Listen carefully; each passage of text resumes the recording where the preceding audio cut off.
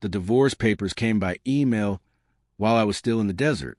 13 years of marriage ended in a PDF attachment. My name is Nathan, 42 years old, Staff Sergeant with the 82nd Airborne. I'd been in Kandahar for 4 months when Becky decided she was done waiting. The subject line read, "Let's be adults about this." The message itself was 3 sentences long. She'd already filed the paperwork. She'd already emptied our joint account. She'd already moved her new boyfriend, Jeremy, into our house in Spokane. I read the email twice, closed my laptop, took a shower in the communal stall, got dressed for my shift, and said nothing to anyone. That night, back at my bunk, I replied with one word, understood. That was it. No argument, no begging, no threats. Wilson, my bunkmate, noticed something was off. "You good, man?" he asked, not looking up from his book. "Yeah," I said, "just some stuff back home." He nodded, and that was the end of it. Military guys know when to leave things alone. Truth is, I wasn't surprised. 6 months before deployment, things had changed. Small things. Becky stopped asking about my day.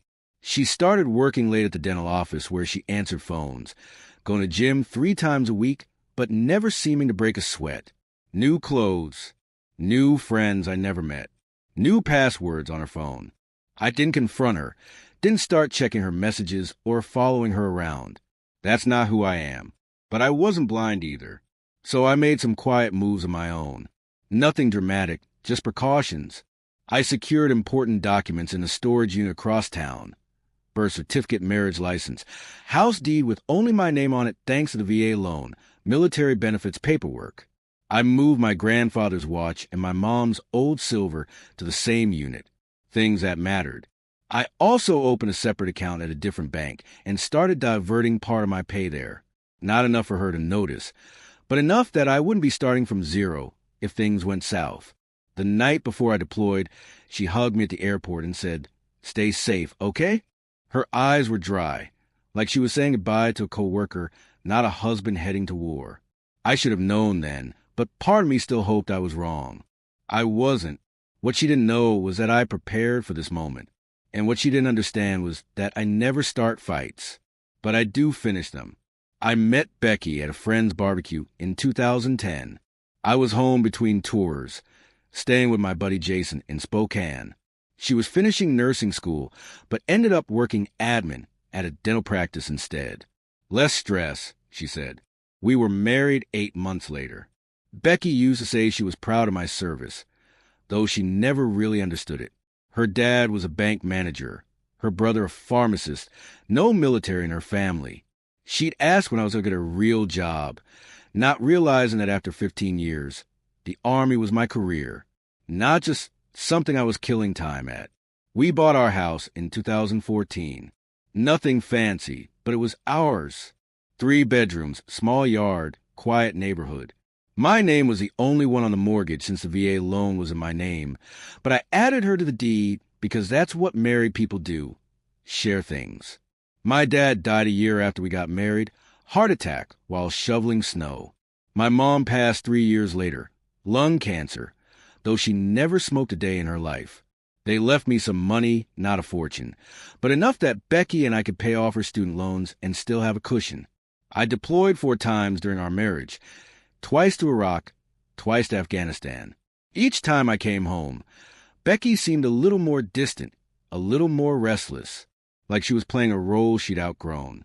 "I didn't sign up to be a military wife," she told me once, after I mentioned possibly re-upping for another 4 years. "I'm tired of being alone all the time." I understood that I did, but the Army was the only place I ever felt like I truly belonged.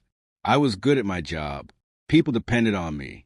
In 2019, things started changing. Small stuff at first. Becky got irritated when I called during her girls' nights. She talked about how her friend Melissa had divorced her husband and was living her best life now. She started making comments about how we didn't really have anything in common anymore. I suggested counseling. She said we were fine, just going through a phase. Then came the late nights at work, the weekends away with friends I'd never met, the new clothes, the gym membership she rarely used. I should have confronted her, But that's not how I handle things. My dad taught me to think before I speak, to be sure before I act. So I watched, and I prepared quietly, because my gut was telling me something was coming. And in this life, you learn to trust your gut. Thompson shrugged. Not my department. Ask your lawyer to subpoena the records. I called James after leaving the bank. Daniel Spencer, he repeated. Let me check. An hour later, he called back. Real estate agent. Quick sales, cash deals. She was planning to sell our house. I said, the realization hitting hard. Looks that way. The deposits were earnest money. And Spencer's done business with Jeremy Ryan before.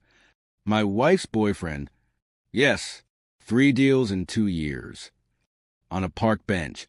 I tried to process it. This wasn't just Becky leaving. It looked like a scheme.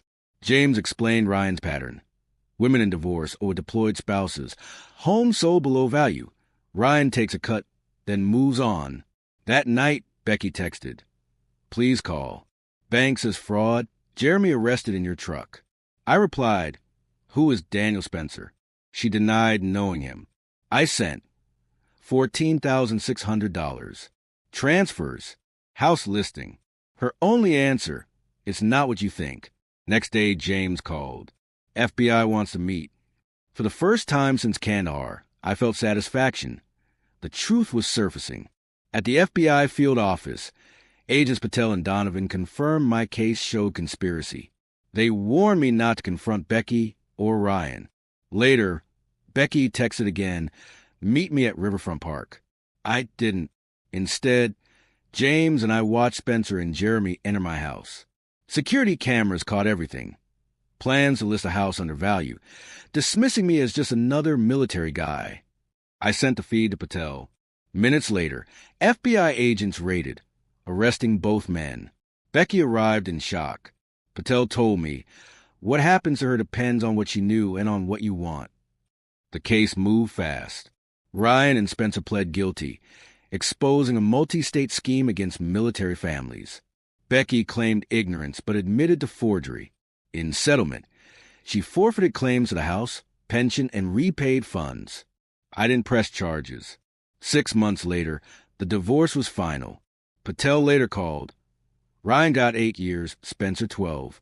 My case helped uncover 11 other victims. I sold the house, bought a quiet cabin in Montana, retired from the Army, and got a German Shepherd named Scout. Carpentry and my pension covered life. Sometimes I thought about Becky, but the anger was gone. One letter from a Navy wife. You saved our home. Reminded me something good came of it all. Jeremy and Spencer stayed in prison. As for me, I built something new. Something no one could steal or betray. Something just mine.